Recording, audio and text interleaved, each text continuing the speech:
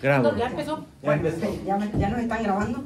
Nada, que hoy vamos a empezar de una manera mucho más distendida, porque es mi cumpleaños.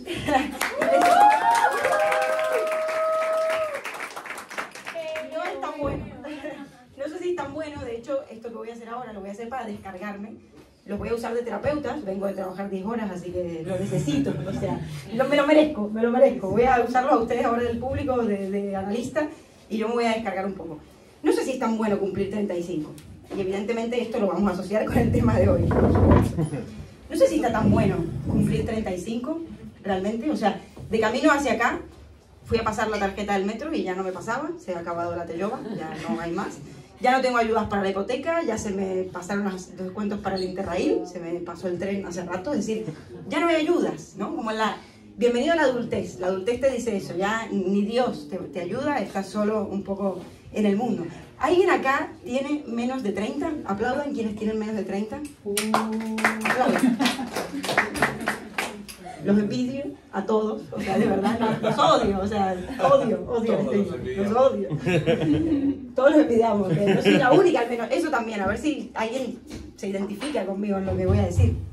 A ver, tener 35 es muy complicado, diría, en esta época, ¿no? Sí, uno no sabe si es joven, adolescente eterno, viejo, atemporal como Ramón, que está aquí en la barra.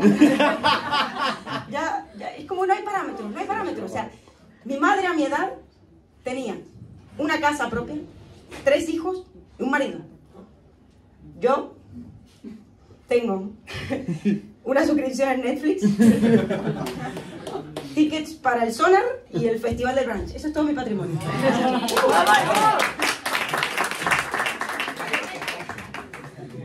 Lo triste que es verdad, eso es todo lo que he sido capaz de hacer con 35 años, lo que he podido adquirir. Y después, bueno, también tener 35 en Barcelona, esa es otra cosa.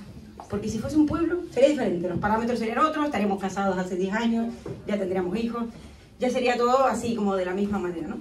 Pero en Barcelona es curioso, porque de repente un sábado te llega la foto de tu amiga, de la ecografía del bebé, y la foto de tus otras amigas que se están tatuando la cara en un after, en la casa del dealer.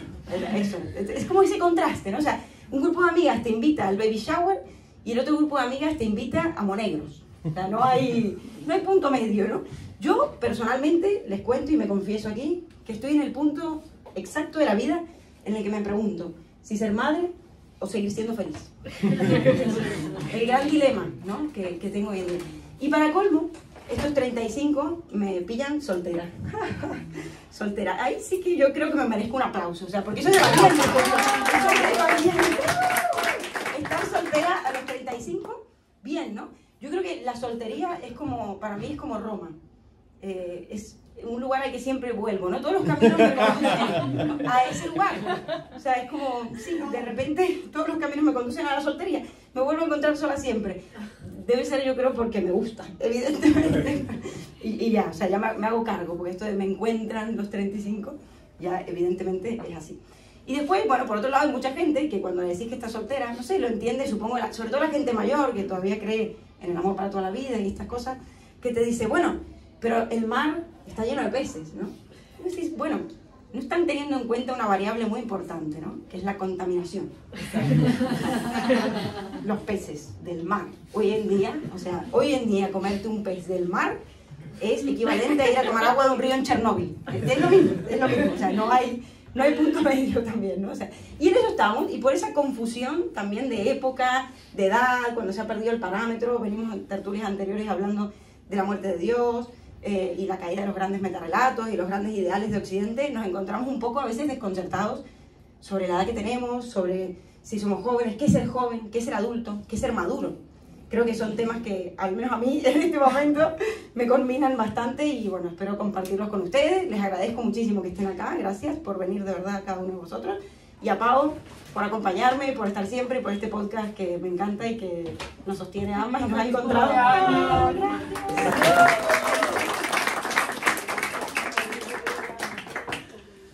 Y arrancamos, chicos. A ver qué encontramos de todo esto. Oh, libros. ¿Libros? Obvio. Libros son amor. Luego este momento de Néstor Peque, este monólogo, es que, a ver, no sé si sepan sepan, pero Florencia no solamente es psicoanalista, no solamente puede citar a Lacan de pe a pa y luego irse una rave durante 48 horas, no solamente va a Ibiza 5 veces, 6, 7 veces por verano, sino que aparte le gusta la comedia y le gustan los monólogos. Y de hecho dio talleres sobre la risa y el inconsciente y bueno, esta mujer es sumamente versátil, miren este partidazo que tenemos por acá. Por eso Bueno, sigue soltera, por inteligente. No, aquí hay varios de relación muy felices. Igual Muy soltera, inteligentes. no, yo estoy felizmente soltera. Fue una lección, no fue. Sí, está bien, se la pasa bien, ¿no? También. Bueno, y ahora nos ponemos... Y ahora, ya, ¿por dónde empezar? ¿Por dónde empezar? Es que le dejaste muy arriba, muy high, yo quiero empezar con etimologías. Chan, chan, Sí, esto es así, chan. chicos, ahora aterrizamos un poco. Yo siempre he dicho que somos adolescentes tardíos jugando a ser adultos en un mundo que realmente no entendemos y con unas reglas que nunca nos explicaron pero que nos tocó jugar. Y no está muy lejos de las etimologías realmente, porque juventud viene de juventus y viene de juventud, pero está muy relacionado con la palabra neo, que neo no solamente es el de Matrix, sino que neo viene de nuevo. Sería como lo nuevo en el mundo. Mientras que adolescente viene de, adultez, que de hecho la etimología de adultez y la adolescente comparten cosas. La adultez viene de ad, que es hacia, y adesere, que significa crecer. Sería el que ha crecido. Mientras que, por ejemplo, el de adolescente es el que adolece, no adolece solamente con C, sino con SC, ese sí es carecer. Si uno dice adolece, no, está bien dicho carecer, bueno, en fin, bla. Y adolecer es estar en proceso de crecer, pero aún no haber llegado a ello. Y ahí yo me pregunto, ¿qué es ese proceso de crecer? ¿Qué es esa mayoría de edad? Hay un filósofo que cada vez que uno dice mayoría de edad es el primero que viene a la mente, que es Immanuel Kant, en un texto que se llama ¿Qué es la ilustración? Dice que para lograr salir de la minoría de edad, que para él la minoría de edad no era la de la cédula, la cédula es en Colombia, el DNI, para salir, no es salir del documento, no es tener una cierta edad, sino que es lograr pensar por sí mismo. El sapere aude, atrévete a pensar por ti mismo, es la consigna de quién es adulto. Salir de la mayoría de edad es salir de pensar heterónomamente, pensar como todos piensan, a pensar autónomamente, es decir, pensar por cuenta propia. Y si nos vamos con más definiciones, que entramos, ¡pah!, aterrizamos. La mayoría de relación que tenemos con la adultez es una relación con la razón. Siempre se piensa en adultez y se piensa en un sujeto racional y dueño de sí. Entonces, quien no es dueño de sí es el adolescente. Y por eso es que cuando nosotros nos pensamos, sobre todo esta gente de millennial de más de 30 años que se pone aretes de alienígenas y se pone una camiseta de burbuja, de las chicas superpoderosas, nada de supernenas, pues nos pensamos si ya hemos cumplido el proceso de crecer. ¿Qué implica crecer? ¿Cuál es ese lugar? ¿Será que la razón implica desprenderse de este proceso de conocimiento y como de admiración ante el mundo? ¿La razón nos va a dejar de alguna forma en otro lugar? ¿Qué se supone ser la adultez? Ese proceso de alguna manera de ya haber crecido, de haber culminado el proceso de crecimiento. Total, aquí yo tenía la etimología de que adulto es aquel que ha terminado su proceso de crianza, ¿no? Es interesante. Esto hoy en día se puede alargar hasta los 30, 35. Los tiernos 35 años donde muchos se van de casa, ¿no? Hay unos que todavía están en Hotel Mamá. Esta semana salió en el periódico, en La Vanguardia, una estadística de a qué edad se emancipan los jóvenes en España y en el resto de Europa. Y bueno, sí, el promedio es los 30 en España, en otros países llegaba a ser 32, 33, en los países tipo Dinamarca, Alemania, Finlandia eran los 20 y pocos. 21 o 22. En los países de Latam es como a los 17, 18. ¿Tú a qué edad te...? Yo me emancipé a los 20. Mira, yo también 21, 21. Pues siento que, bueno, a mí me parece importante el proceso de la independencia. Claro, obviamente me mudé a 4 cuadras de mis padres, ¿no? Era, ay, soy independiente, pero voy a comer a casa. Soy independiente, pero todavía no tengo lavadora, así que voy comiendo con una bolsa de ropa y voy haciendo mercado con todo lo que está. Tu madre se hace los tuppers. Sí, y mi madre me hace los tuppers de la semana, pero soy independiente. Pero claro, era como de alguna forma es el proceso de me quiero reconocer reconociéndome, es decir, siendo capaz de tomar unas decisiones sin estar aunado al amparo de un otro. Bueno, yo pensaba justamente esto, ¿no? De qué es ser adulto y qué marca un poco esto, y sobre todo en esta época donde es complejo. Yo me acuerdo en la época de mi abuelo me contaba que cuando ya eran adultos ya podían usar pantalones largos, no sé, cosas así como algo, bueno, que marcaba como el pasaje a, ¿no? Y hoy en día es como, bueno, no sabemos qué realmente, supongo que este momento sí que es verdad que es importante, el momento en el que uno se independiza, se va a vivir solo, se hace cargo de uno mismo. Yo creo que todo se podría resumir un poco en eso. Ser adulto es hacerse cargo, es decir, ser responsable de lo propio, pero no solamente de los hábitos cotidianos, yo qué sé, lavarse la ropa, armar la cama, ordenar la casa, etcétera, sino también de la responsabilidad afectiva, es decir, no estar por allí, que ahora voy a hacer la distinción entre que es mantener el niño eterno y ser un crío, pero digamos que sí hacerse cargo de lo propio y no estar todo el tiempo buscando que los demás nos resuelvan los problemas, ¿no? O que los demás nos resuelvan lo que nosotros no podemos resolver. Entonces ahí sí que implica como esta capacidad reflexiva de poder tener un conflicto, atravesarlo y buscarle una solución.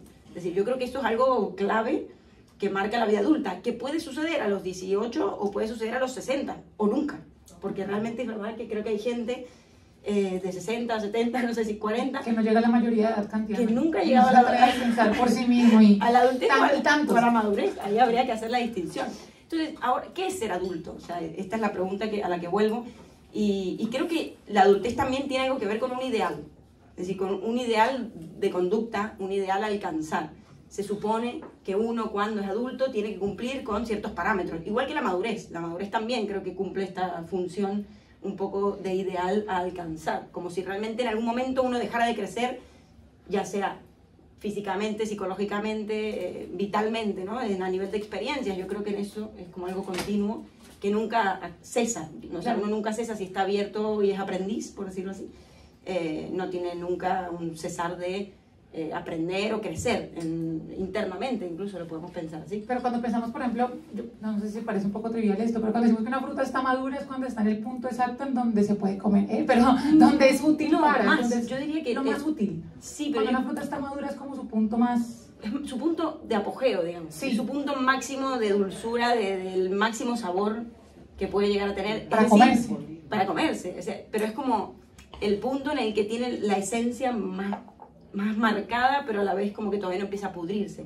Sería como el punto exacto entre el crecimiento, pero que todavía no llega a la degradación también, o como a la putrefacción, ¿no? Es como ese momento ideal, que realmente yo sí que lo localizo un poco en esta época, no sé si es algo propio, después lo hablamos en el debate, pero a la edad de o sea, en la década de los 30, yo lo puntualizo. O sea, yo siento que ahora, en ese sentido, estoy como en una especie más de madurez, si se quiere, porque la década de los 20 fue muy divertida, pero vaya tela, no saben ni lo que hacía con mi vida. Los 40 son los nuevos 30, los 30 son los nuevos 20, claro, y ahí antes la atrás, gente, y los 10 bueno, nacieron. Es que es lo que decía con respecto en relación a mi madre, o sea, mi madre a mi edad, o nuestros padres seguramente, la mayoría de nuestra edad ya tenían hijos, casa de fin de semana, o en el mejor de los casos, o yo qué sé, como que tenían otro estilo de vida también, más allá de la propiedad o el patrimonio, también tenían otro estilo de vida muy distinto, e incluso la vestimenta, los peinados, la manera de actuar, de ser. Las era fotografías diferente. de nuestros padres a nuestra edad era como quién es este anciano, ¿no? Claro, era como un señor. A mí si me dicen señora me enojo, o sea, es como que no estoy en ese punto. Entonces, bueno, creo que hay algo de un ideal. Y después, por otro lado, claro, Freud decía, ser adulto no es malo, lo malo es olvidarse de ser niño. Bueno, es muy bonito, porque es verdad que hay algo de la infancia que uno puede mantener en ese crecer, ¿no? Es decir, en ese constante crecimiento que implica la adolescencia, ¿no? Por ejemplo, que es un adolecer, porque es un perder la infancia con todo lo que conlleva, e incluso el cuerpo de la infancia, es decir, es perder la posición subjetiva que tenemos como niños en una familia en la cual estamos acostumbrados a que la mamá vaya a leernos el cuento en la noche, nos acuesten, nos vistan, nos lleven. Es una etapa bastante de dependencia. O sea, de hecho, yo he inventado un concepto ahora que trabajo con niños muy, muy pequeños, espero que no me lo robe nadie. Pero bueno, es la bebescencia, la bebescencia. Nadie habla de la bebescencia, Claro, pero existe. La adolescencia. Muchas veces se habla de los terribles dos, que es como la adolescencia de los niños, Adolescencia, ¿no? mira, me lo voy a apuntar para decirle a los padres, porque justo esa edad es la que empieza esta crisis, un poco de verdad, en la que el niño de hecho reivindica su posición de bebé, o al revés, o se pelea con los padres porque lo tratan de bebé y les dice yo no bebé. Es sea, es como la primera sentencia es yo no bebé, o no bebé, o se llaman por el nombre, porque muchas veces el yo todavía no está construido y no dicen yo. Pero bueno, como que hay un adolecer por el pasaje de una etapa a la otra, y eso lo vamos viendo a medida que vamos creciendo, a diferentes etapas que vamos dejando atrás. Entonces, el bebé que pasa niño, deja de tener una posición subjetiva de dependencia absoluta. Dependencia absoluta. Solo come si le dan de comer, solo duerme si lo ponen a dormir, solo vive porque alguien lo asiste. En ese nivel de dependencia absoluta, esto también lo decía Freud, llegamos al mundo. Claro, después de a poco nos vamos separando del otro, con el cual hemos estado en una relación completamente simbiótica desde el embarazo, ni hablar, ¿no? En la misma placenta, o sea, en el mismo cuerpo, alimentándonos a través del cuerpo del otro, como un parásito, ¿no? Pero un poco sí, o sea, como en ese sentido. Los niños no son malos, no, ya me encanta, vengo a atenderles. No. Pero después el niño como que ya depende menos, ya de hecho quiere hacer cosas por sí mismo, ¿no? Es decir, y de hecho lo que hemos visto también es que cuando a un niño se lo sigue tratando como bebé, es decir, sigue dependiendo mucho de los padres, le sale una ira y una frustración muy grande, una angustia muy grande, porque él ya no quiere ser tan dependiente, es decir, es una posición sumamente pasiva, esa. Entonces cada vez vamos adquiriendo una posición más activa, y la adolescencia es perder ese cuerpo de la infancia, es perder ese lugar del niño en la familia, es perder un montón de cosas. Entonces el adolescente va a sufrir por ese proceso. Y bueno, y después la adultez también, un poco, yo creo que tiene que ver con esto, porque vamos a ganar mucho en libertad, pero vamos a perder en muchas cosas también, ¿no? Es decir, en tener que hacernos cargo de mucho más, en tener que cargar con más cosas de las que antes teníamos. Entonces, cada etapa de la vida uno gana algo y pierde algo a la vez. Hay una distinción que me parece interesante de este grupo de psicólogos que no le gusta tanto a los psicoanalistas, que serían más los psicólogos del desarrollo, de Erik Erikson, que definía las etapas de la adultez, ¿no? Decía que de los 20 a los 40 hay un enfrentamiento entre la intimidad y el aislamiento. O sea, es un momento en donde tú o te encuentras, o aprendes a encontrarte con el otro que no eres tú mismo, con el otro que es completamente otro, o sea, que no está en relación a ti, como tus padres, que buscan tu cuidado, tu familia, que te protege, de alguna manera te das ante un mundo que aún no te conoce, o el aislamiento precisamente porque no hay unas herramientas para lidiar precisamente con ese otro tan otro. Claro, uno a los 20 años de alguna forma parece encontrarse con un mundo que realmente es ajeno, hasta los aproximadamente esa edad, aunque hay gente que hasta los tiernos 35 sigue viviendo en la casa, pero más o menos a los 20 es donde uno se suele emancipar y donde uno suele de alguna manera ver a otros, empezar a trabajar, empezar a darse cuenta que las personas no se preocupan por ti realmente. Luego dice que más o menos de los 40 a los 65 años, que es la adultez media, es la crisis entre la generatividad y el estancamiento. O sea, se busca de alguna forma, la idea es dejar un legado, que suelen ser los hijos, pero es dejar un legado de alguna índole. La típica frase, ¿no? Escribe un libro, plantar un árbol y ten un hijo. De alguna forma es perpetúate, perpetúate y perpetúate. Es una forma, de alguna forma es perpetuar el ego, que ya no puede sostenerse como lo sostiene el niño, porque el niño de alguna forma lo hace desde el yo quiero, yo. De alguna forma es un perpetuarse y sostener el ego de una forma socialmente aceptable, porque de alguna forma no queremos morir. El lenguaje, bien o mal, es no querer morir. Un hijo es no querer morir. Y el estancamiento sería de alguna forma ya ese vacío y esa apatía que se da cuando no se siente que se deja un legado. Según y la última... también, no, pero para agregar algo a esto, que también, esto es re friki del psicoanálisis, pero bueno, lo siento, es mi cumpleaños, puedo decir lo que quiero. No, pero sí. Amiga, la palabra es tuya. Ahora, lo que nos has dicho, se puede aplicar a los 3 registros de Lacan: simbólico, real, imaginario, yo creo. Evidentemente el libro es dejar una trascendencia en el registro simbólico. El niño, yo diría, en el registro un poco imaginario, en el sentido de que hay otro cuerpo que va a quedar allí cuando uno ya no esté, y todo lo que uno le transmite genéticamente, incluso también a esa otra persona. Y el árbol, yo diría, es lo real. Esto lo he pensado ahora. Lo real en el sentido de trascendencia y de algo en conexión con el cosmos, con la naturaleza, con algo que ya no tiene que ver con lo humano, sino más bien con hippie. Hippie. Sí, pero bueno, tiene sentido en algún punto. Sí, para ahí vas a cerrar. No, y la última es la etapa tardía, que es de los 65 en adelante, que es, la dice como la integridad del yo versus la desesperación. O sea, la integridad del yo en tanto que es un momento de reconocimiento de los procesos vividos y de alguna forma de integrar todos esos yoes que han constituido al sujeto, y la desesperación es cuando no se integran esos yoes. Entonces de alguna forma viene el abuelito de 65 comprándose un Ferrari. Sí. La crisis de la tercera edad. Siempre hay crisis, siempre va a haber crisis. Bueno, en cada etapa. Desde los 2 años tenemos la primera. La bebé, Pero sí. yo quería mencionar algo frente al niño que me parece interesante, y es que, a ver, estamos en estas dos cosas, ¿no? Juventud y adultez. ¿Dónde deberíamos estar? Normalmente un adulto que se hace el joven es como el señor Burns, cuando se pone este gorrito y tiene la camiseta así, es como de anda con una, como ¿qué tal, chavales? Así como con una patineta, uno se siente como así. Yo a veces me siento un poco así. Yo, de hecho, vengo de dar clase en la universidad y me he visto un poco más formal. Todos los jueves me he visto más formal estas veces. Y esta vez quise ser más yo y fui hasta mi casa y me puse una camiseta de burbuja. Pero luego digo, ¿por qué no me pongo esta camiseta de burbuja con mis estudiantes? Y es porque me sentiría así como el señor Burns. Y como que siento que se vería un poco patético, pero puede que no lo sé, tengo que comulgar esas formas. Y entonces pensaba que de alguna forma hay como una suerte de dicotomía entre el joven es de alguna manera el ímpetu, pero no es aún el sujeto racional. Nietzsche, por ejemplo, decía que las transformaciones del espíritu, a la última a la cual uno debería llegar precisamente es a la de niño. Obviamente lo hace de una forma simbólica. Él dice que uno pasa por 3 etapas, 3 transformaciones del espíritu. Esto lo habla en el Zaratustra, que primero somos camellos, aceptamos las grandes cargas, el tú debes. Luego somos leones, que es romper con lo establecido, es el yo quiero, es el ímpetu de romper con lo establecido.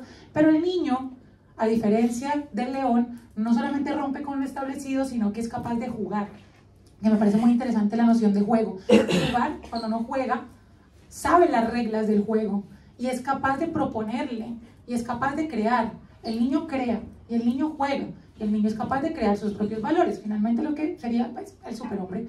Ahora bien, ¿por qué en el niño está este ímpetu? Creo que de alguna forma esta adultez que nos hemos vendido a nosotros mismos se vuelve como una suerte de sosiego de la creatividad, porque de alguna forma hemos entendido las reglas un poco y ya sabemos más o menos cómo jugarlas, esas reglas, esos parámetros de la adultez, ya sabemos más o menos cómo jugarlas y simplemente jugamos el juego que nos han enseñado a jugar, pero le proponemos al juego. Yo trabajando con niños me doy cuenta de esto, ¿no? Que tenemos el Playmobil policía, el Playmobil médico, el Playmobil mecánico, el Playmobil no sé qué, y vamos armando una ciudad, entonces como una manera de que el niño entienda cómo es el juego del mundo, o sea, es como que se vaya introduciendo en ese juego. ¿Qué representa cada uno también, ¿no? Es decir, ¿qué representa el policía? Representa la autoridad, la ley, y el médico cuando alguien se... Bueno, porque claro, el mundo es algo que también construimos los humanos, no es algo que que tenemos a priori. Una cosa es la vida y otra cosa es el mundo, para mí. No, y la cuestión de alguna forma cuando integramos el juego de esa forma, aquí haciendo como hipótesis, digamos como que perdemos la posibilidad de crear nuevas reglas, de precisamente crear nuevos valores. El superhombre nietzscheano, bueno, muchas cosas dice de eso, pero no es que rompa con los valores establecidos, ni que deconstruya los valores establecidos, es que crea nuevos valores. No solamente la transvaloración de los valores, esta cuestión de pasar de los valores de la iglesia, del cristianismo, a los valores del amor, no solamente es eso, es capaz de crear. Y de alguna forma siento que la adultez, o la adultez como la hemos entendido, como esa idea de estar, del que ha crecido, de alguna forma lo que crece no crece más. Hay como un estancamiento de alguna forma cuando se piensa en el ser adulto. Eso, y yo creo que tiene que ver con esto de ese ideal de conducta que tiene que ver con una cuestión normativa también, de ser adulto es ser serio, ¿no? Ser adulto es ser una persona madura, pero en el sentido de entendiendo maduro como sinónimo de seriedad, de una persona que ya no se puede divertir. De hecho, a mí me ha pasado, exacto, no se pueden poner ni siquiera una camisa de colores, ¿no? O sea, una cosa así como extrema. A mí me ha pasado, en esta crisis de los 35, que les contaba al principio, de amigas mías que han dicho que tipo por ir al brunch o por ir al Sonar o a Ibiza o lo que sea, uno es inmaduro. Y esto es como, wow, o sea, que ser maduro, entonces, o ser adulto, es... Ser un aburrido. Ser tradicional, conservador y replicar los patrones estatuidos hasta ahora, ¿no? Eso es ser serio. Y creo que a veces se confunden, o sea, por eso está bueno problematizarlo, porque creo que no tiene nada que ver con eso. De hecho, yo, esta distinción que me gustaría hacer entre el niño, justamente, que hay que conservar vivo, que Freud decía que es un peligro perder, a ser infantil, ¿no? A ser una persona que tiene reacciones infantiles, que se comporta a veces con poca responsabilidad sexoafectiva, como se dice ahora, o que va por ahí por la vida sin hacerse cargo, sin hacerse responsable. Eso es otra cosa, o que hace pataleta, rabieta, ¿no? Eso es el infante, o sea, yo creo. que en la etimología es el que no tiene voz, el que no tiene palabra, el que nadie lo escucha porque no tiene nada para decir, según la etimología, ¿eh? No es que esté de acuerdo con esa descripción. Pero bueno, ser infantil es un poco esto, al no tener palabra, al no tener voz, uno recurre al cuerpo, pega, la agresividad, la pataleta, el berrinche típico, ¿no? de infante. No son las cosas que tenemos que conservar del niño, evidentemente, ¿no? O sea, no son esas cosas que uno dice, ay, hay que mantener el niño vivo. Evidentemente no hace relación a esas cosas de la infancia típicas, propias y normales, que ya no son normales en un adulto, evidentemente. Ahora, mantener vivo el niño, coincido con lo que decías, es mantener algo del orden de la espontaneidad, la capacidad de asombro, el juego, sobre todo el juego, ¿no? Freud tiene un texto que se llama El creador literario y el fantaseo, en el que dice que uno va reemplazando, en el momento de llegar a la adultez, uno reemplaza el juego, porque realmente el juego no es solo el juego, es decir, el juego para el niño no es una cuestión de ocio, voy a jugar un rato para divertirme, no, es una cosa seria, es una cosa sumamente importante y trascendente, porque es lo que les decía, es por un lado la manera de entender el mundo y de incorporar el mundo y de entrar en el mundo. Por otro lado, es la única forma que tienen de poner en juego sus propias conflictos, problemas, complicaciones, angustias. O sea, digamos que en términos resumidos sería poner en juego la angustia. Es evidente cuando uno tiene una casita con Playmobil, el niño va a representar en esa casita algo propio, ¿de dónde lo va a sacar? Si no, ¿no? Es decir, evidentemente va a representar algo allí. Y se molestan mucho cuando no se toma en serio, cuando se empieza a jugar, se molestan. Tienen razón. Claro, tienen razón porque incluso son más verídicos que nosotros, que ya pasamos por un montón de filtros y de engaños, ¿no? En la capacidad de, a veces hay mamás que te dicen en las entrevistas, no, es muy manipulador. Y tiene 2 años, no creo que sea manipulador, ¿no? Es decir, se le está poniendo allí una característica, un rasgo que evidentemente no pertenece al niño. No sabemos de quién es, pero del niño no, porque el niño de esa edad no sabe mentir. Y que esta es otra cosa y es una tertulia que tenemos pendiente de hablar de la ironía, ¿no? De el decir una cosa pero estando diciendo otra, la mentira. Son cosas que vamos logrando, hitos del desarrollo, que son también hitos lógicos, operaciones lógicas. Que ayer lo llamaba la etapa de las operaciones formales, que se da de los 12 años en adelante, que es cuando podemos abstraer, captar la ironía, quizás a los 8 un niño puede mentir, pero claro, la ironía ya... Bueno, la ironía es lo más complejo que pueda entender un niño. Es súper complejo. Y un adulto en ocasiones también. Claro, el niño al no tener palabras, y esto es muy interesante, el niño al no tener todavía un discurso, ¿no? No puede decir, mamá, a los 3 años, hoy en el cole la he pasado mal porque me gusta una chica. No existe esto de la capacidad de discurso, porque no tiene tantas palabras todavía conectadas las unas con las otras para formar un discurso. Entonces las cosas, los objetos, los juguetes, van a ser sus palabras. Es decir, al principio, la cosa es la palabra. Después va a ser que se haga esa operación lógica en la cual vamos a ver que en realidad la palabra representa la cosa, pero no es la cosa en sí.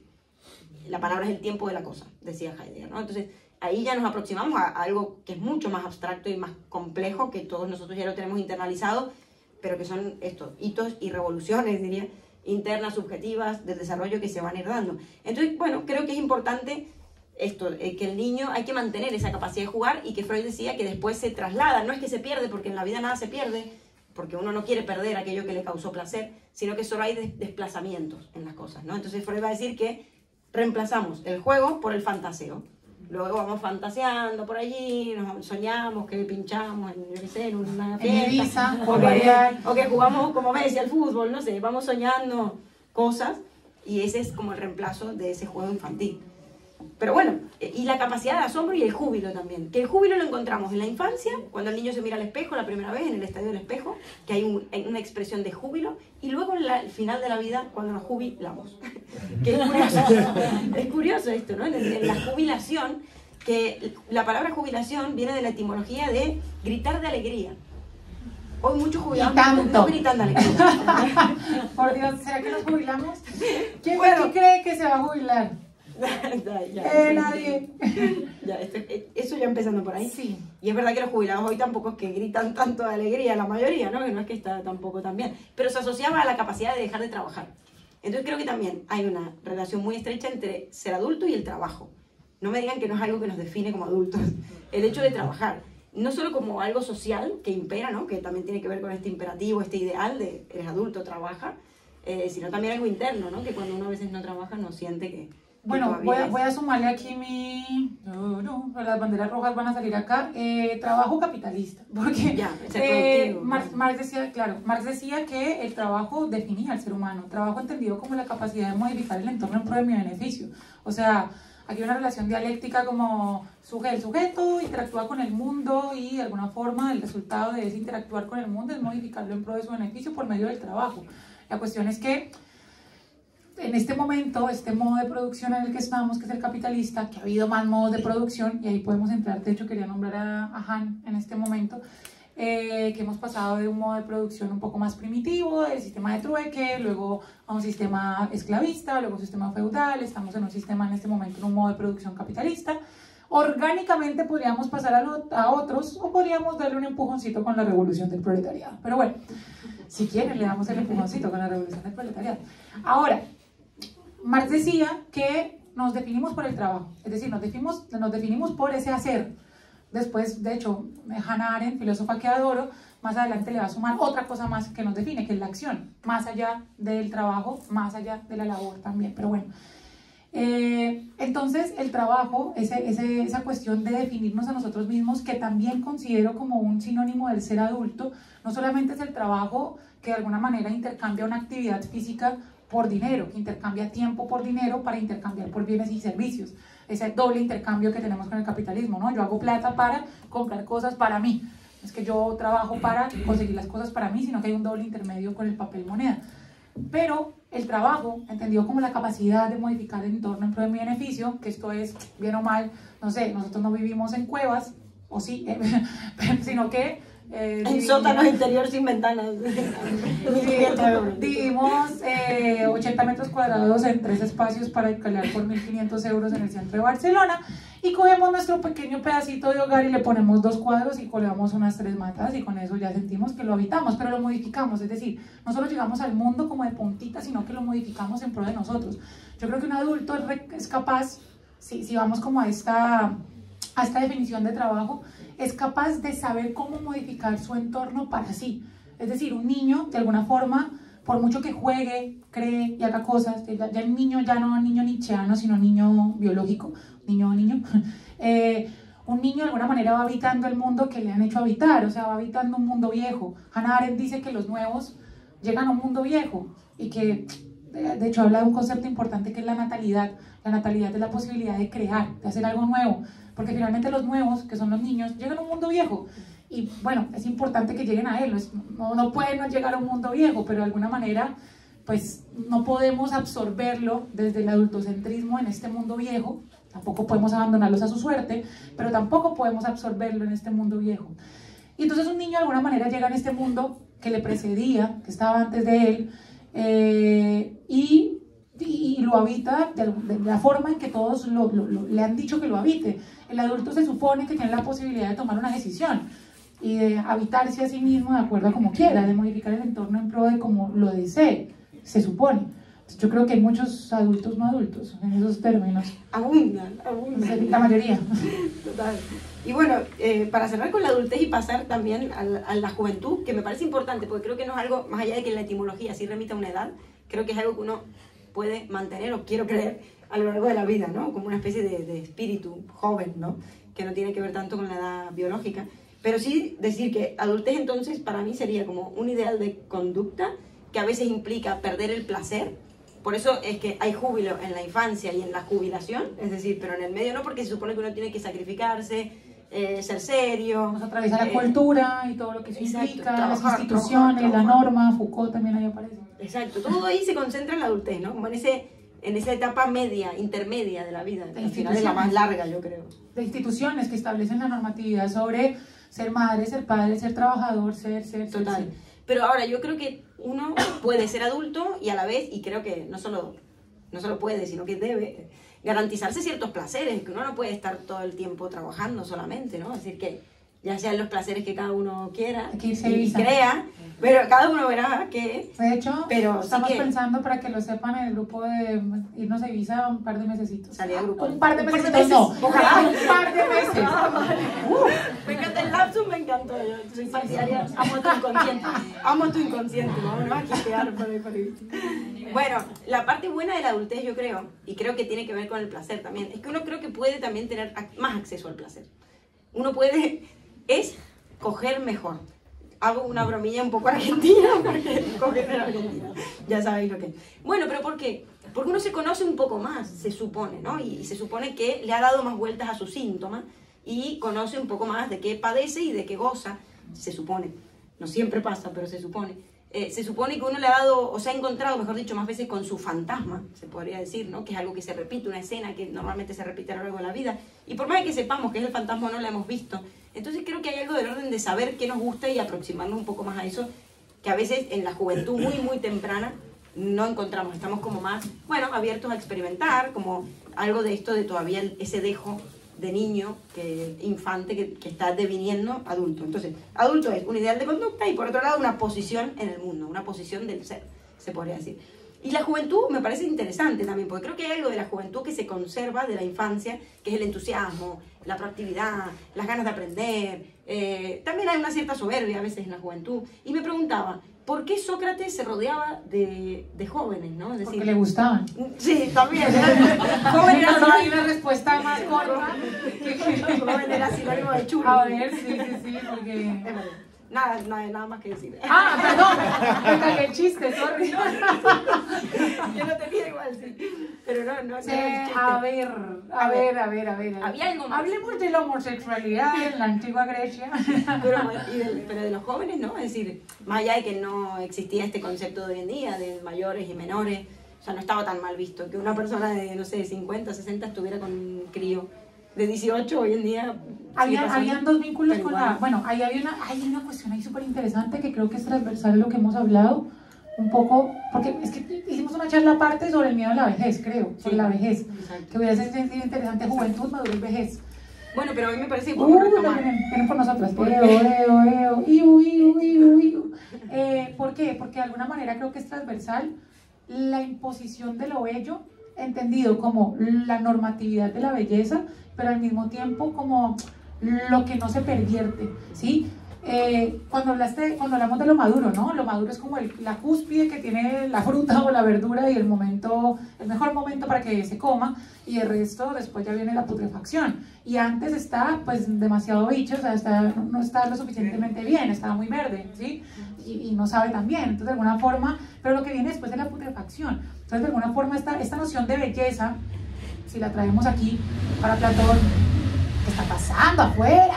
Estamos en que iba a trabajar. Osama Bin Laden, sí. Ha aparecido por aquí. Hay una equivalencia que hace Platón, sobre todo en el banquete, pero también en el Fedro, pero sobre todo en el banquete, entre amor, belleza y bondad. O sea, lo bueno es bello y lo bello, o sea, el amor es bueno y lo bueno es bello. O sea, de alguna manera entendido como lo bello, como lo que no está pervertido aún, no hay una putrefacción en él, no está podrido, no es decadente, está en el momento perfecto. Y de hecho, en el banquete, algunos interlocutores hablan sobre la atracción, el eros, como esa volcarse hacia los cuerpos hermosos también. Entonces, siento que no hay tanta desconexión aquí. No, y bueno, y de hecho, yo me preguntaba que nos queda no tanto, pero ¿por qué hoy se idealiza tanto la juventud? Que venía con relación con las tertulias estas en las que hablamos del envejecimiento, la vejez. Claro, hoy se rechaza todo lo que tenga que ver con la vejez y con el envejecimiento, como vimos con la película de La Substancia, pero a la vez se idealiza demasiado algo de la juventud, o la juventud, ¿no? ¿Qué se idealiza de la juventud? Yo me había apuntado aquí como algunos rasgos, ¿no? La belleza, el primero, la belleza, el cuerpo, la imagen, algo de ese orden, el entusiasmo, cierta rebeldía, ¿no? También estas ganas de querer deconstruirlo todo, o ir en contra de lo estatuido, que no todo sea tan... bueno, ser adulto entonces debe ser tradicional y tener una familia, no, o sea, como que también hay algo de querer hoy en día de construir, se supone que estamos en una época que en los 90 empezó, al menos en la filosofía, porque creo que empezó antes en el arte, con David Bowie, con, qué sé yo, Freddie Mercury, no sé, con un montón de gente, pero en la filosofía, en los 90, con Judith Butler, en la deconstrucción del género, y no solo del género, sino en general del cómo vivir, porque el género implica todo, implica la manera en la que hacemos familia, la forma en la que hacemos relaciones sociales, la performance de la vida cotidiana también. Entonces, bueno, como que hay algo de hoy en día de querer romper con aquello estatuido que nos mete en un molde y que tenemos que replicar siempre de la misma manera. Después también el idealismo, el fanatismo, la inspiración, el vicio, los placeres, la pasión, todas cosas que se asocian, yo creo, con la juventud y que hoy en día queremos todavía encarnar, ¿no? O sea, queremos representarnos como jóvenes, o hay algo ahí del orden de querer ser jóvenes, ¿no? Y lo de Sócrates me lo preguntaba porque yo creo que él también quería, más allá de la broma, y que es real, entre broma y broma la verdad se asoma, no hay duda, pero de esta cosa de querer acercarse a la juventud también y hablarle a la juventud. Creo que hay algo ahí interesante, es decir, y también Sócrates le devolvió la palabra a los jóvenes, porque no era solo una estrategia persuasiva de ustedes deben pensar así, esto es lo que es, sino que en realidad practicaba la mayéutica con los jóvenes. Bueno, ¿y tú qué crees? A ver, vamos a examinarlo. Dime tú qué piensas sobre tal tema y dime tal. Entonces Sócrates deconstruye, que es lo que hace el psicoanálisis después en relación a la psicología, las posiciones del saber-poder. Es decir, el joven que eres considerado el que no sabe, como el niño que no habla, y no sabe, pero sabe más de lo que creemos, pero el joven que es el que no sabe, y el viejo es el que sabe. Entonces solo hay una relación unidireccional. El viejo solo se puede relacionar con el joven para darle el saber, darle lo que sea. Sócrates creo que invierte un poco esta posición. Es decir, Sócrates supone que en todos nosotros hay un saber, tengamos la edad que tengamos, y que ese saber puede ser suscitado con las preguntas correctas. Es lo mismo que hace un psicoanalista. De hecho, Lacan hace una equivalencia entre Sócrates y la histeria, pero también en algún punto como el primer terapeuta, ¿no? O sea, como una especie de persona que tú te sentabas y no te decía como, haz esto y esto es lo que está bien, sino que te invitaba también a decir, ¿no? Te hacía decir algo. Yo creo que y en eso voy a retomar un poquito algo que dije ahorita de la noción de natalidad.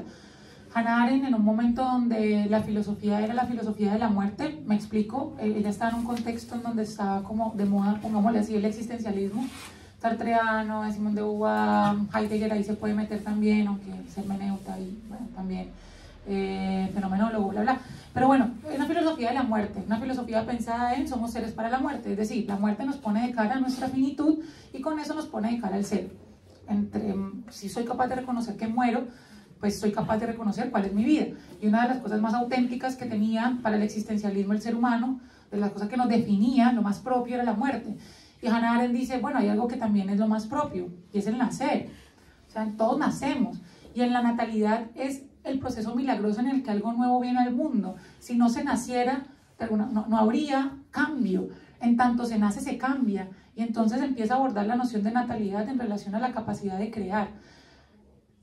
O sea, cada vez, por ejemplo, a mí me parece terrible. Yo soy fiel amante de los centennials y amo esta mal llamada generación de cristal. Si no existiesen ellos, que son capaces de entender otros códigos, pero de alguna manera que tienen una desazón y un sinsabor, pero también fruto de su tiempo, fruto de la caída de los grandes sueños y los grandes metarrelatos que en los 90 de alguna manera había 80s y 90s había cierta ilusión que cayó después de los 2000 y que el internet supuestamente nos iba a llevar a tanto y nos ha llevado a otros lugares que no esperábamos. De alguna forma estos hijos del 2000, estos chicos de este nuevo milenio, de alguna forma tienen una desazón que también crea y que también es capaz de proponer y que también es capaz de ver el mundo con los ojos que en ocasiones nosotros no podemos ya ver, porque precisamente son los nuevos.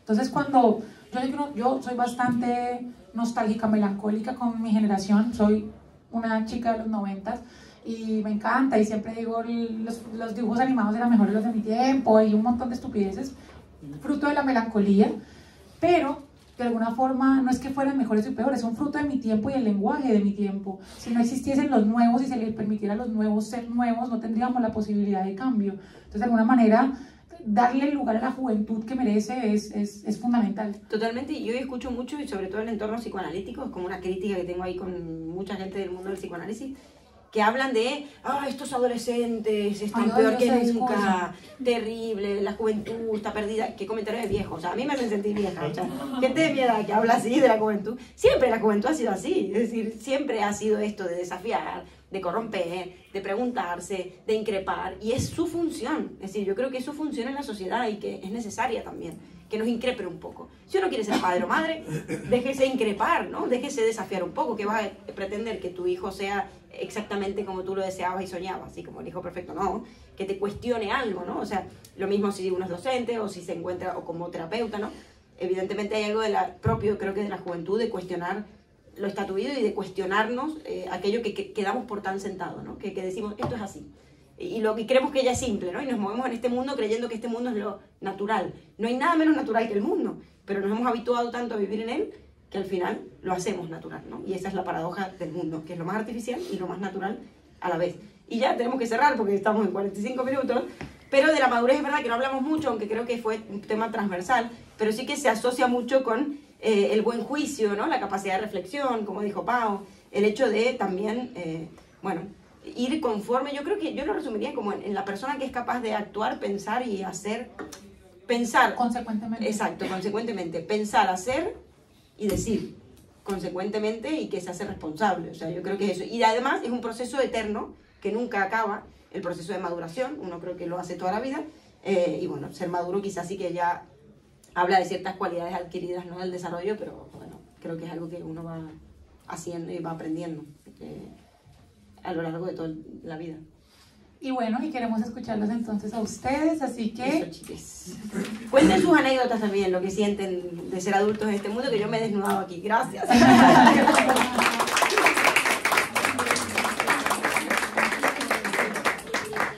Bueno, ¿quiénes son nuevos? En el mundo. En el mundo viejo. Nuevos en el mundo viejo. Nuevos en la charla de filosofía, en esta de hoy, al menos. Muy bien. Para los que no conocen la dinámica, lo que hacemos ahorita es tener una media hora larga de debate. El debate no es como que todo el mundo grita o algo semejante, los que vamos de una manera más o menos estructurada, dándole la prelación a quienes no han hablado, es decir, si alguien ya habló y luego quiere volver a hablar, pues le damos prelación a los que no han hablado. Y no tenemos que responder nosotras si quieren hacer alguna pregunta o comentario, sino que pueden responder los demás. Solamente que, claro, guardando pues como un orden para que todos nos escuchemos. Y otra cosa es que grabamos este podcast en nuestro podcast Arrabaleras Parlantes con V de Raval. No es un error ortográfico, es una oda al Raval donde nacimos. Entonces, si preguntan o interactúan, pues su voz aparecerá para que lo sepan y pues bueno. Ajá. ¿Quién quiere empezar? ¿Cómo te llamas? Irone. Irone. Hola, gracias chicos por la charla. He estado así como un búho escuchando.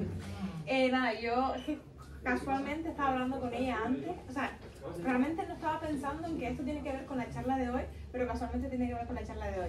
Vale, yo estaba hablando con ella y digo, uy, ¿cuántos adultos? O sea, yo tengo 29 años, ¿vale? Yo soy adulto también. Pero como que le he dicho que como que me ha pasado otras veces que como que yo me siento una niña, es decir, tengo la edad que tengo, pero me siento una niña. Y en espacios donde hay adultos de mi edad, un poquito más mayores e incluso menores, realmente me siento que estoy como que en un sitio en el que no es mi sitio, vamos. Y es como, es curioso. Me hace sentir mal.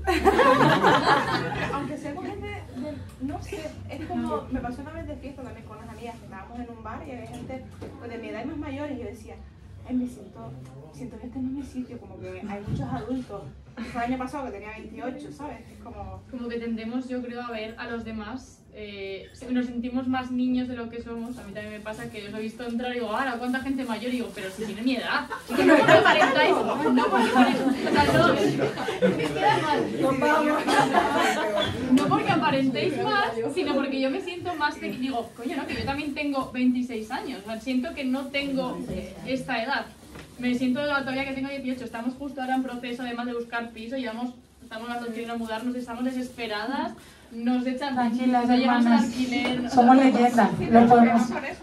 Pero claro, me siento una niña de no puedo alquilar un piso, no puedo, o sea, eso es otro tema, pero bueno.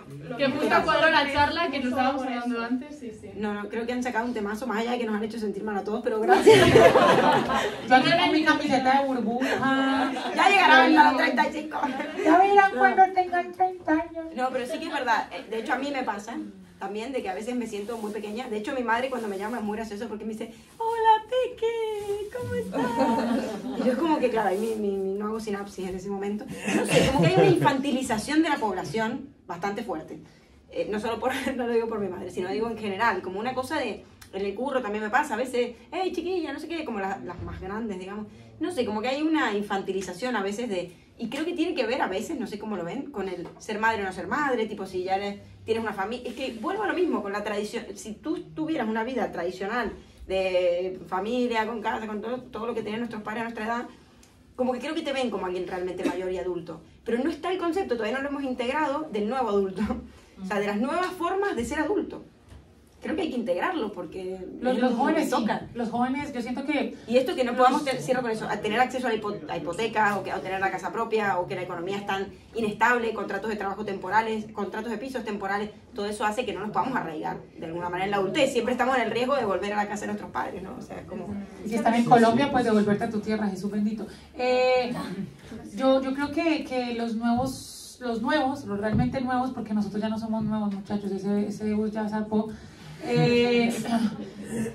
Ahorita que estoy en la uni, pues con chavales como de 19, 20 años, 18, 19, 20 años, 20, como que siento que hay una integración, ya está más deconstruida la noción de adultez, o sea, ya hay menos deseo del adulto hegemónico, solamente que nosotros los 80s y 90s kids somos un sándwich entre una certeza gigante por parte de nuestros padres y la incertidumbre gigante de los 2000 que la viven y la pilotean así como van surfeando la incertidumbre, y nosotros estamos en la mitad intentando entender si queremos seguir aunados a la certeza o si queremos desprendernos de ella y vibrar más con el mundo. A mí me pasa lo mismo con mi familia.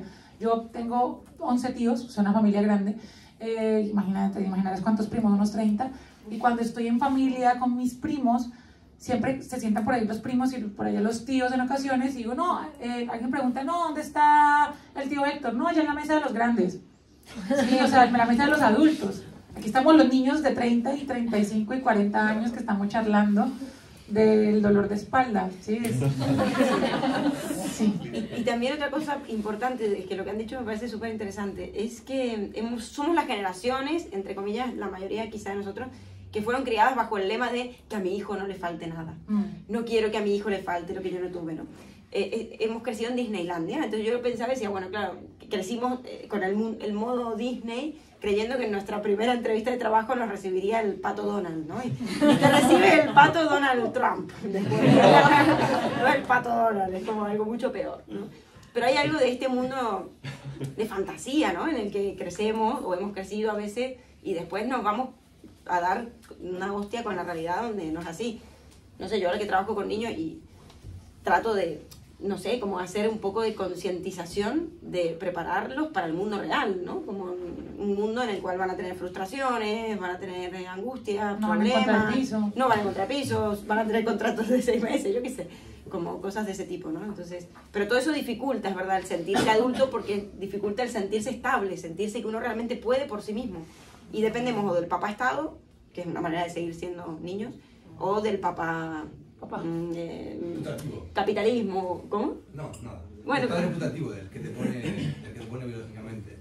Bueno, también, o del padre biológico real, o del padre Estado, o del padre neoliberal, no sé, de la empresa en la que trabaja, como esta dependencia a veces.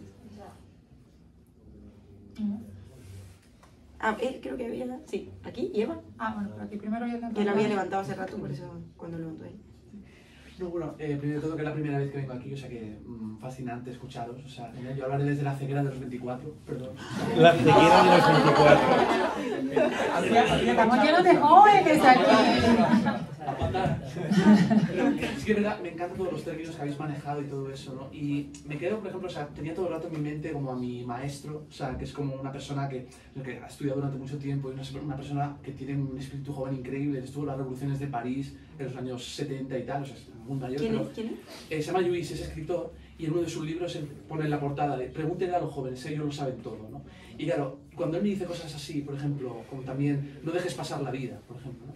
O sea, uno se da cuenta de que realmente, claro, el hecho de que me lo diga él, digo, vale, es significativo, ¿no? Y que seguramente cada década va acompañada de sus potenciales crisis, y que la palabra vida muchas veces solo hay un término para vida, ¿no? Que es algo que a veces hablo con él, ¿no? Y dices, hostia, que la vida no es algo que modelas, sino que la vida te descubre en ti, ¿no? Que es algo que nosotros formamos parte de la vida, ¿no? Y a veces lo hablo con él y digo, es como... tiene que ver con el autoconocimiento quizá también que decíais, ¿no? Pero eso, hijo, qué fascinante escucharlo. Qué bueno, gracias. Yo es verdad que yo aplico un poco la técnica socrática de escuchar a los jóvenes y siempre me llevo cosas muy enriquecedoras, ¿no? Es decir, los jóvenes también tienen mucho para decir. Tienen todo para decir. De hecho, es mucho más interesante. Yo siento que, bueno, parece un paralelo muy random, pero yo doy unas clases particulares virtuales. De hecho, aquí tengo algunos estudiantes. Si quieren, pero no, bueno, no, sigo vendiendo. Pero las clases siempre las llamo filosofía para no filósofos, que son más filósofos que los filósofos. Porque siento, por ejemplo, en filosofía, que de alguna manera nos hemos adecuado a un discurso, que lo hemos de alguna manera utilizado mecánicamente para un contexto académico, sí, también un contexto laboral y demás. De alguna manera hemos adultizado, si podemos decir eso, la filosofía, que finalmente nace de un espíritu de niño, de alguna manera de admiración. Y por ejemplo, mis estudiantes no filósofos de formación, son más filósofos que los filósofos porque la inquietud es genuina. O sea, porque la inquietud no va para hacer un paper, para dictar una clase, para acabar una clase, para rendir unos exámenes en la universidad, no, sino que de alguna manera da un interés genuino. Yo creo que ahí, haciendo pues una analogía con la cuestión de la juventud, ahí está la cuestión de la juventud. Hay un interés genuino que va más allá de la responsabilidad, o no tanto de la responsabilidad, sino del qué hacer en el mundo. Entonces uno de adulto tiene que, no sé, uno puede tener ganas de ser creativo, pero tengo que trabajar de tal hora a tal hora, tengo que hacer tal y tal cosa, tengo que pagar tal y tal deuda. De alguna manera un joven tiene un interés más genuino también porque tiene la posibilidad y el momento de vida de hacerlo. Entonces las preguntas son realmente desde el asombro, no desde el hábito del mundo. Eva. Bueno, primero que todo quiero abrazar las palabras de Flor y decirle, te comprendo 1000%. Las dos tenemos 35. Team 35. Se sobrevive. Hacemos grupo de WhatsApp. Sí, las de las 35.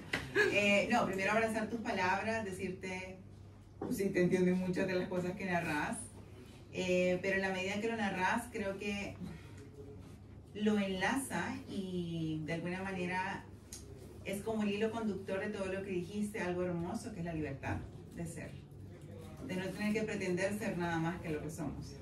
Yo creo que ese es el gran tesoro y el regalo de los 35, que de alguna manera tenemos esa mezcla, y ya que te abriste como terapeuta, me abriré mi corazón para decirte que en mi terapia estoy trabajando justamente cómo hago que esta niña, Eva, se lleve bien y camine de la mano con la adulta Eva, para que esa rigidez y formación y modo ruler de la Eva adulta que ha logrado todo de esa forma, pueda llevar de la mano a la niña Eva y no sobretensarse y no perder la curiosidad, el juego, esa libertad de ser y de conectar desde lo que sos, sin importar qué va a pensar el otro, o qué, ¿sabes? Y eso justamente es lo que sentí al momento de que hablabas.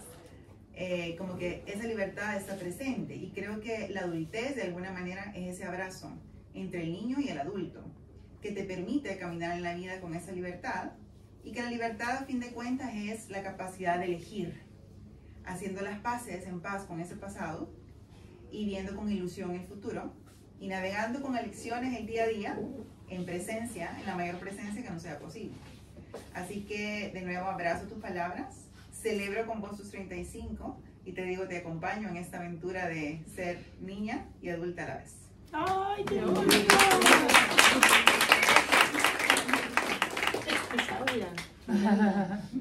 Hermoso. Me siento muy identificada con todo lo que ha dicho. Qué bueno esto de, claro, esa comunión, ¿no?, entre el ser niño y el ser adulto, total. Yo lo siento un poco así. Y la capacidad de elegir, que implica un saber que siempre algo se pierde, pero a la vez algo se gana, y saber escoger es saber perder y saber ganar. No es como, a veces es verdad que quizás en la juventud estamos más enseguecidos con el querer solo ganar, ¿no? O como juventud pronta, porque también creo que uno puede tener espíritu joven. O sea, yo en ese sentido me siento joven, evidentemente. Y elegir es una gran ganancia. Exacto.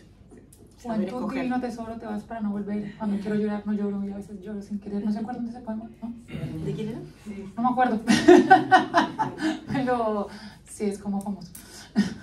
¿Alguien más quiere? ¿No crees que nos encorsetamos un poco en estos conceptos de vejez, adultez? Que estamos muy tenemos vidas muy prefabricadas en ese aspecto, o conceptos muy prefabricados que nos exceden a nosotros y a las elecciones que podemos llevar adelante. Es decir, yo en mi vida pensé que a los 45 iba a llevar la vida que llevo hoy. Y tengo un amigo, mi mejor amigo de hecho, que él sabía que a los 45 iba a llevar la vida que lleva hoy. Y nos atamos un montón a esos que no vienen de nosotros, en realidad los venimos chupando de nuestros padres y también que son épocas diferentes, ¿no? Mi padre tuvo la posibilidad de hacerse su casa, por ejemplo. Y es algo que gente de mi edad pretende tener la misma adultez que mi padre, cuando en realidad eso hoy por hoy no es posible. No es posible porque no tenemos las mismas posibilidades. Mi madre con 40 y pico años tenía su vida resuelta. Resuelta en cuanto a sus necesidades, ¿no? Estaba casada, tenía sus hijos. Hay un montón de gente de 40 y pico años, mujeres de 40 y pico años, que se les ocurre tener familia. Pero digo, no tiene que ver mucho con que por ahí esta nueva adultez está rompiendo con esas vidas empaquetadas o enlatadas que por ahí solemos estar acostumbrados a aceptar como que es lo que tenemos que hacer. No sé si me explico por Sí, sí, total, está buena muy bueno. Yo creo que, claro, es verdad, por un lado tenemos adulteces muy diferentes, pues vivimos en mundos muy diferentes, es decir, nada que ver, el mundo cambió más en los últimos 20 años que en los últimos 600, 1000 quizás, yo diría, ¿no? Es decir, no era tan diferente los 35, los 40 de nuestra abuela y nuestra madre, o nuestro padre y nuestro abuelo, que a nuestra madre y nosotros, ¿no? O sea, como que hay un salto ahí del mundo digital que tuvo que ver con la revolución digital, con, bueno, el nuevo orden mundial, como le llaman mucho, lo que sea, ¿no? Como que muchas cosas como que han cambiado y en ese sentido vivimos en mundos muy, muy opuestos. Y después, bueno, sí, yo soy partidaria de esa idea de construir y de hecho me sorpresa. Hubo un momento en el que me sentí muy orgullosa de mi generación por estar deconstruyéndolo todo, pero ahora a los 35 me encuentro con que la mayoría se están empezando a casar. El que hace 2 años era poliamoroso y salía por ahí, no, amor libre, con la bandera de amor libre, ahora hace su casamiento y son los primeros que tienen hijos. No sé, no lo juzgo, me parece bien, respeto cada manera en la que cada uno viva la vida, pero como que hay algo ahí, como que siento que a veces nuestra generación intentó ir a deconstruir algo, pero dijo, uy, no sé si acá, uy, y volvimos a lo conocido, al molde, porque es lo conocido. Yo creo que... Como, bueno, y lo más cómodo también, ¿no? Por eso, pero, a ver, hay un filósofo que se llama Heidegger, del cual hablamos todas las semanas con Leo, que dice que uno de los existenciarios del Dasein, eso en español es una de las condiciones de la existencia del ser humano, es el uno, o Dasein. El uno, que es como la publicidad, en donde todos estamos, ¿sí? Donde todos estamos como circunscritos, donde todos estamos en una sociedad. Las sociedades de nuestra época son la que son. Por mucho que queramos vivir una vida diferente a la que es, pues lo que es en este momento. Por ejemplo, estamos viviendo una crisis arancelaria entre China y Estados Unidos y no sabemos a qué va. Nos pidieron la Unión Europea que hiciéramos nuestros botiquines de emergencia. O sea, estamos viviendo esta sociedad en la que estamos, punto. ¿Sí? Eso es. Ahora, tenemos TikTok, tenemos redes sociales, tenemos pisos imposibles de alquilar, bla, bla, bla. Ahora bien, lo que dice Heidegger es cómo somos auténtica o inauténticamente dentro de ese uno. ¿Qué es ser auténtico? De alguna manera es reconocerse a sí mismo estando dentro de ese uno. No solamente siendo el uno, o sea, siendo la sociedad, sino reconocerse a sí mismo siendo parte. Y ahí uno puede tomar, inauténticamente es cuando yo no me doy cuenta y estoy ahí subsumido ahí en la mitad, el Dasein, ahí metido en todo, sin darme cuenta siquiera. Ahora, cuando somos auténticos, podemos escoger bien, seguir o no algo. Es decir, voy a hacerlo con que yo me pongo la bandera de mi vida personal. Hubo un tiempo, por ejemplo, que todas mis amigas y mis amigues y mis amigos eran poliamorosos y todo lo demás. Y de alguna forma yo intenté serlo y cuando lo intenté me di cuenta que me gustan los vínculos monógamos en general, ¿sí? O sea, me gustan, me siento más cómoda estando con una sola pareja y tranquila, no sé, llegando a la casa y viendo el mismo pendejo. Me gusta, ¿sí? Comiéndome el mismo pipí. O sea, me gusta eso. Y de alguna forma entré en la crisis y también descubrí en esas que quizá quería ser madre. Y entré en una crisis gigante porque dije, yo tan deconstruida y supuestamente tan filósofa, ¿por qué voy a querer este tipo de cosas? Y de alguna forma me di cuenta que pasé por el proceso de reconocimiento precisamente, y en ese reconocimiento me di de cara a que las formas que parecían instituidas,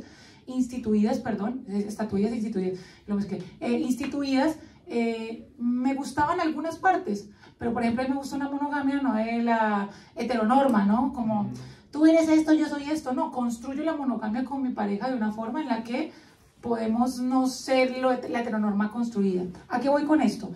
Yo creo que con lo que dice Flor, hace 2 años una persona, todos los amigos eran poligamia, ahorita se casaron, ¿sí? ¿Y qué pasa? O sea, yo lo que creo no es que se hayan adecuado a la norma porque es norma, pero de alguna forma se reconoció quizá que eso se gustaba y de alguna manera hubo un proceso de reconocimiento.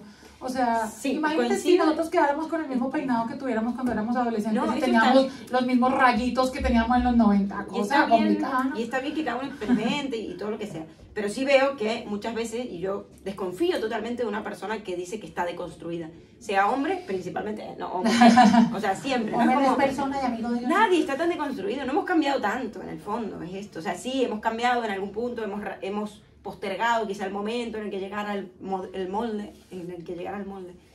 pero yo creo que en el fondo nos sigue pareciendo cómodo ese camino porque es el que hay, porque la sociedad y el mundo está pensada por y para ese mundo, es decir, ¿cómo vives sin parejas? ¿Con quién vives? ¿Con amigos? ¿Con qué amigos? Si están todos casándose, ¿no? Pero ¿cómo? Entonces como que ahí el lazo social y la estructura, es como que la sociedad te fuerza llevando a ese lugar y ahí te das cuenta que es algo sumamente normativo. No, sí. Que no hay elección, casi que es o te casas o no sé. O sea, parece todo normativo, pero al mismo tiempo yo voy a resistir. Yo te conozco, no. Yo siento que no tengo 28, estoy resistiendo bastante. Amiga, yo sé que no. Pero yo sí siento que es que la palabra comodidad parece, yo aquí defendiendo, ¿no? La palabra comodidad parece como peyorativa porque parece una suerte de resignación, que la resignación siempre se ve desde el mal lugar. Y de hecho la resignación estoica es bien interesante, ¿no? Como la aceptación de la fatalidad también más allá de... Pero bueno, en fin, eso es otra cosa. Pero de alguna forma la comodidad se ve como algo peyorativo o más allá de eso se ve de alguna... Yo siento que uno puede repasar todas las formas y darse cuenta con qué comulga y qué no. Es que yo no siento que tenga que ser blanco, negro, dicotómico. Yo tengo que romper con lo establecido o estar en lo establecido. Yo tengo que casarme, tener hijos o tengo que estar soltero y ser anárquico frente a... No, podemos habitarnos de formas distintas dentro de los diferentes modos instituidos. O sea, la norma estipula lo que se supone que debemos hacer, pero yo creo que esta sociedad, la sociedad en la que vivimos es un poco más ecléctica. Yo soy la hippie de aquí que siempre piensa que hay una esperanza en la humanidad y bla, bla.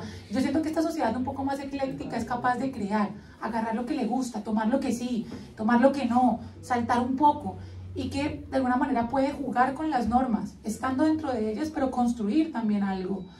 Yo soy más pesimista. De la nada salir. Yo soy más pesimista y sí que creo que no, que en realidad no. Que somos una mierda. Lu, sí, adelante. No, que quería decir esto de, bueno, un poco esta idea de vender como la deconstrucción como algo positivo y me hacía pensar un poco en la clínica. Y bueno, recordaba un poco una paciente que hablaba como el salir de esta ilusión de vino sintomático. Como que ella decía, cuando yo estaba en esta mentira, ¿no? Yo estaba mejor. Sí que es verdad que hay una ruptura que la hace salir de esta ilusión, pero sí que es verdad que hasta que se acomoda, incluso esa ruptura deviene un síntoma. Me parece interesante también poder... O sea, la ruptura con el ideal romántico, digamos, no solo con la pareja en sí, sino con el ideal de pareja. La ruptura, o no, entiendo. Con el ideal tradicional de... Claro, el ideal romántico. Sí, es que para mí, claro, ahí está la cosa, ¿no? También es como romper un poco con ese ideal de los hermanos Grimm, o sea, de que el amor es eso, porque también es otra cosa. Si a nosotros nos mandaran a una isla, a nosotros no, ya estamos viejos, a unos bebés, los mandan a una isla y nadie les dice qué es el amor. ¿Cómo sería el amor para esos niños o esos adultos el día que crecieran? ¿Harían pareja? ¿Serían más bien poliamorosos? ¿Harían comunidades? ¿Vivirían entre amigos? ¿Cómo sería, no? O sea, como, ¿hasta qué punto? Y ahí está el tema. Sí, uno puede creer que sabe lo que quiere, pero ¿hasta qué punto en realidad sabe lo que quiere, no? O sea, es como, bueno, está la opacidad también del deseo en ese aspecto y Y creo que los ideales sobre el amor, sobre la pareja, sobre la familia, siguen operando de una forma muy bestia, y por eso se viene o se está viniendo este avance de una política más bien conservadora. Bueno, Argentina, por ejemplo, o aquí, no sé. Estados Unidos. Como que cada vez va ganando, exacto, en Estados Unidos, cada vez va ganando más peso. Porque no sé si es que nos espantamos de tanta novedad, entre comillas, o qué pasó, pero hay un retorno ahora de lo... Bueno, y eso conecta con la melancolía, con el pasado siempre fue mejor. También. Hay una melancolía de género también, y eso va de los incels, bueno, eso es un temón. Sí. Yo quería aportar algo para reflexionar acerca de lo que estamos hablando ahora, que es precisamente cómo conceptualizar este sujeto que somos, que nos recordamos y que a la vez nos proyectamos, ¿no? O sea, como esta intersección del sujeto, consciente de sí mismo. Y por un lado, el primer concepto que me viene a la mente es el de Heidegger de la destrucción, que es un concepto previo al de deconstrucción. Que la deconstrucción es precisamente romper todos los pilares por los cuales se fundamenta lo que se cree que es el fundamento de la conciencia. Y entonces ahí entra el juego del lenguaje, que es habitar poéticamente el mundo. Sin embargo, hay algo más, y es el planteamiento cartesiano de la duda hiperbólica en las realizaciones metafísicas, que viene a la edad de los 40 años, en el culmen de la vida. Es precisamente cuando uno es suficientemente maduro para coger y decir, pues ahora voy a dudar de mí mismo hasta mis propios fundamentos, o sea, me voy a destruir para encontrar realmente lo que es verdad en mí. Y a partir de ahí, edificar nuevamente el mundo. Entonces, hay otra cuestión que es paralela a esto, y en la que vengo pensando bastante.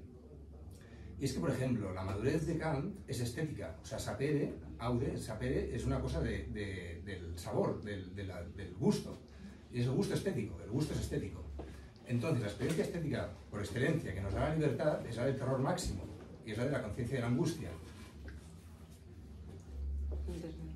Y sin embargo, con lo que convivimos es con una angustia constante. Entonces, ¿cómo juegas con esta angustia? O sea, ¿cómo pegas para ser creativo en tu edad adulta? Porque yo al final, si me pienso en mí mismo, me recuerdo recordándome como siendo un niño que existe aún. O sea, es como que esta conciencia del individuo, del sujeto, porque el individuo tampoco es individuo, somos una cosa que está aparte pero que está en conjunto, o sea, individualizada pero en sociedad, es muy paradójico. La forma en la que se llega a percibir de forma total no es más que en su fin. Pero lo que hablábamos, ¿no? ¿Cómo nos llevamos a tener la conciencia de la propia finitud estando vivos? Es decir, esta madurez no la alcanzamos realmente en vida tampoco.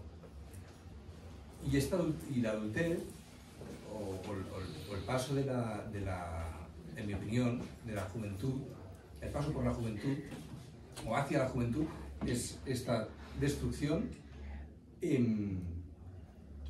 bueno, no sé con qué propósito realmente, pero, en fin. La alcanzamos de a ratos, ¿no? La adultez es como esto de... Claro, también. De a ratos. También. A veces. De a ratos. A veces la perdemos.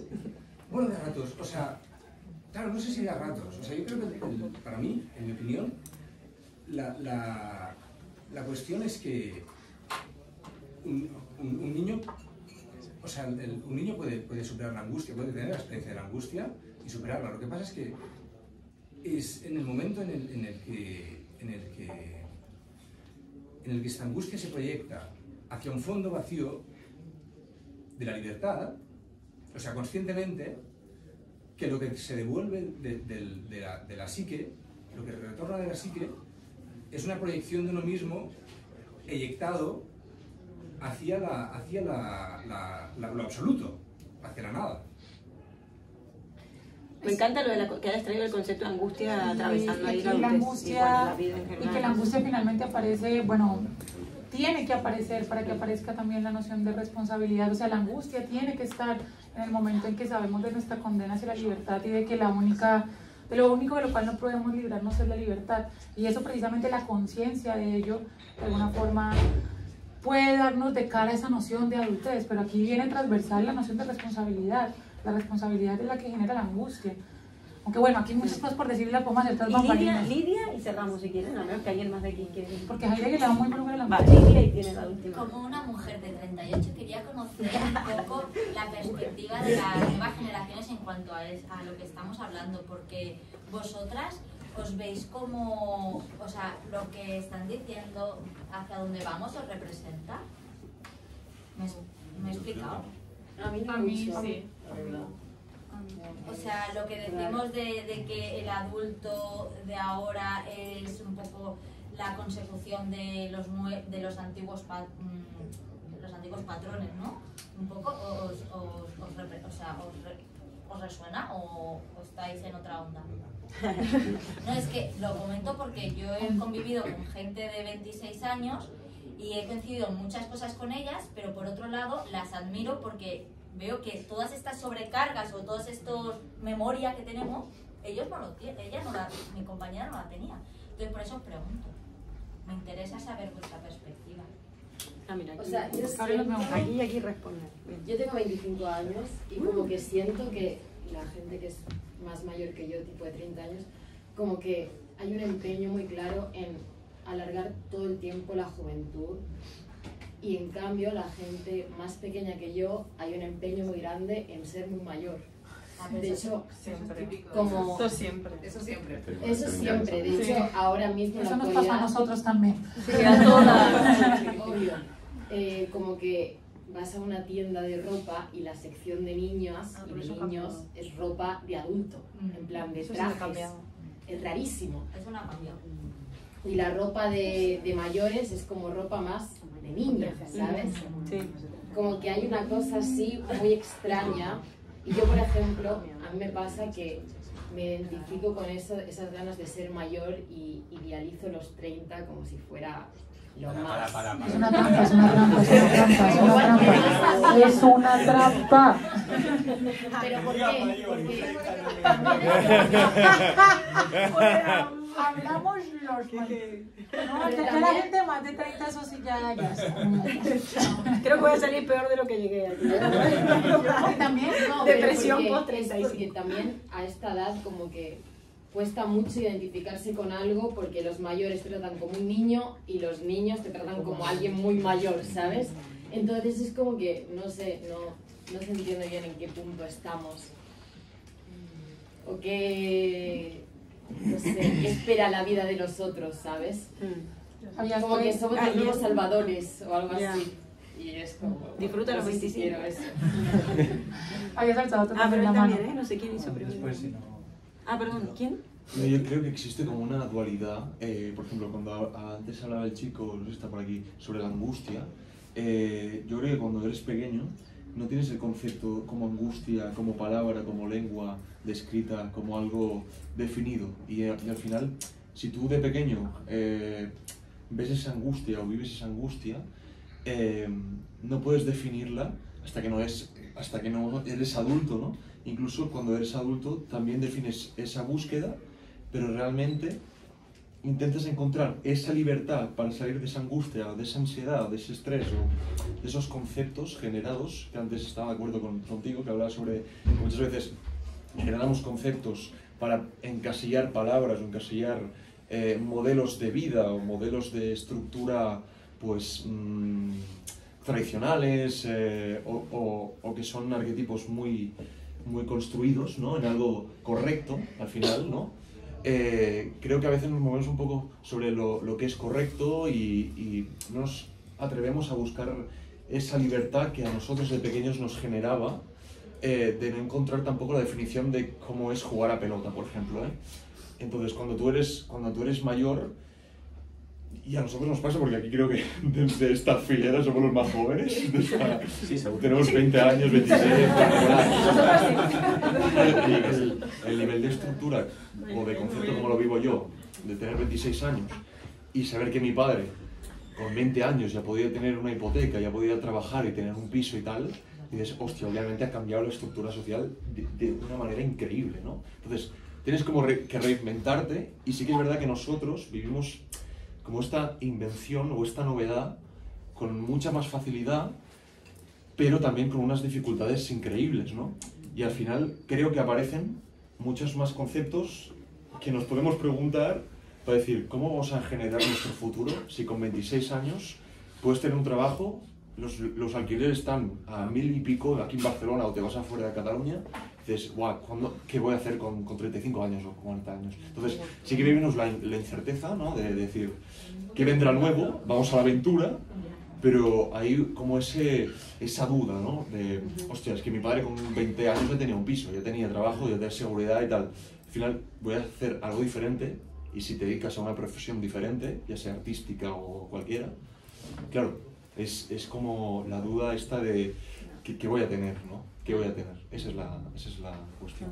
Totalmente, estamos allí y sí que mi padre, si estuviese aquí, porque ha estado en alguna tertulia y ha dicho esto y lo voy a traer así, lo voy a invocar, que en parte es válido su punto, más allá que me molesta, quizás vuestros padres opinarían lo mismo. Mi padre me diría, bueno, sí, ha cambiado el mundo y la sociedad, pero en realidad han cambiado los valores, es decir, mis valores a tu edad eran otros. O sea, yo a tu edad no me iba ni de fiesta, mi padre literal, ni de fiesta, ni a Ibiza, ni a tal, ni a cual. Estaba trabajando, el fin de semana era ver una peli y ya está, esa era la vida. Entonces, claro, ahorraban mucho más, de todo el dinero que había era para la hipoteca o para ahorrar. Y bueno, es un punto que se le toma, ¿qué vamos a hacer? No sé, como que puede ser, vale, yo al menos lo tomo en consideración. A ver, un segundo, aquí y cerramos. Vamos a cantar. Sí, vamos a cantar. Sí. La pregunta tuya y luego también se ha mencionado la idea de que como que queremos, bueno, tengo 24 y pienso como, miro a mi alrededor y veo a la gente como queriendo ya ser adulto y de golpe un día estábamos acabando bachillerato, la graduación, haciendo cualquier barbaridad, hablando de qué va a ser la vida, como todos hacia adelante, y de golpe os voy a contar una anécdota muy rápida. Era el cumpleaños de un amigo que tiene 2 años menos, él hacía 18, yo tenía 20, 21, y nos congregamos después de un tiempo, mucha gente que no nos habíamos visto, y el chico quiso hacerlo en un descampado, con un botellón, así, y vamos, y pasamos súper bien y tal. Y se me fue mucho la olla y al día siguiente en el grupo como unos amigos pusieron Sergio ayer viajó en el tiempo, no sé qué, como la gente estaba como muy, no, yo ya tengo un curro, llevo 6 meses currando en un sitio, ¿sabes? O sea, no estoy para estas cosas.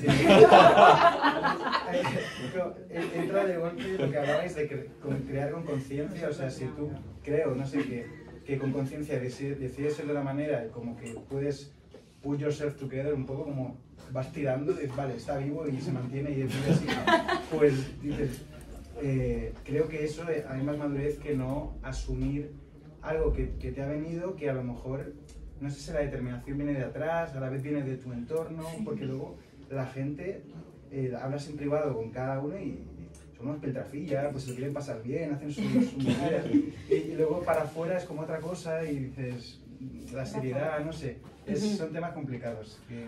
Eso, solo una cosita y es muy chiquita y eso me parece muy interesante cuando la gente, no, es que el mundo en el que llegamos, pero ese mundo que llegamos nosotros lo construimos, o sea, nosotros construimos el mundo y el mundo nos construye a nosotros, no podemos pensar que es que esta sociedad en la que llegamos, bueno, esta sociedad eres tú también, sí, no estás fuera de ella, como...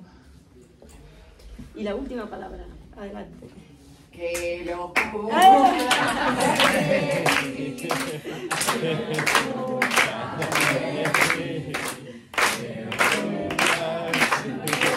la letra no la...